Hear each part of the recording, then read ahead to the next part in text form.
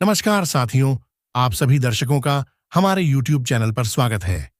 साथियों, सावन का महीना शुरू हो चुका है और ऐसे में आप सभी के मन में यह इच्छा जागृत हो रही है कि सावन के महीने में ऐसा कौन सा कार्य करें जिसकी वजह से माँ लक्ष्मी आप सभी के घर में सदैव निवास करें।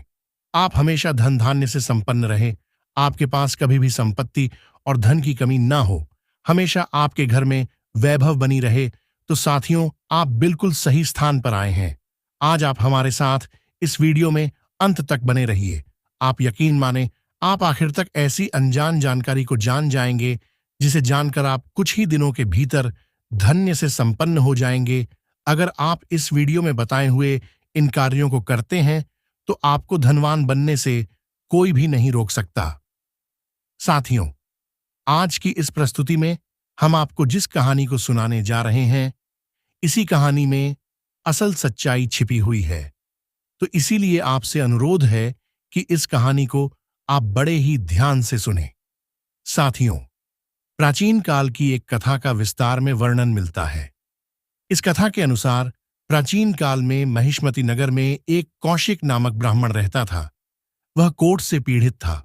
उसके रिश्तेदार उसे छोड़कर चले गए थे, लेकिन उसकी पत्नी, जिसका नाम कीर्ति था, वो अपने स्वामी का पूजन किया करती थी, उनकी सेवा किया करती थी, सदैव उनकी आज्ञा का पालन किया करती थी।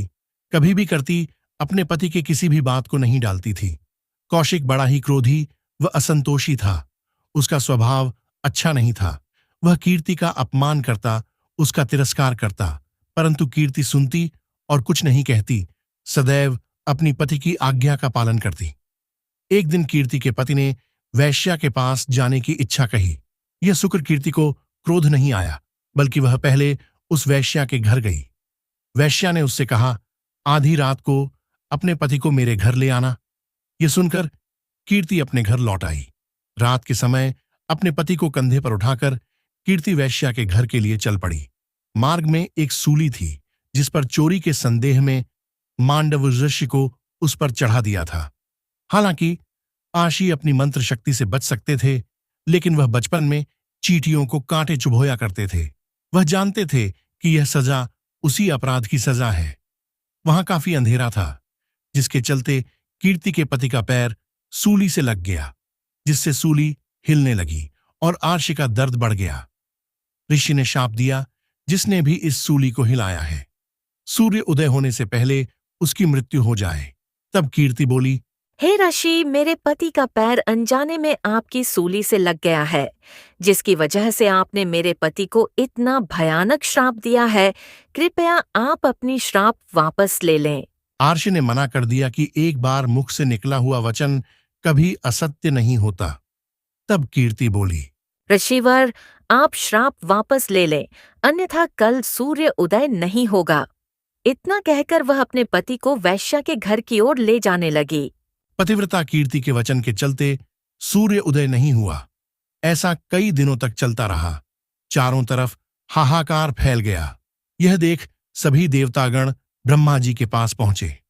तब ब्रह्मा जी ने कहा, कीर्ति पतिव्रता स्त्री है और अब वह स्वयं ही इस अंधकार को दूर कर सकती है।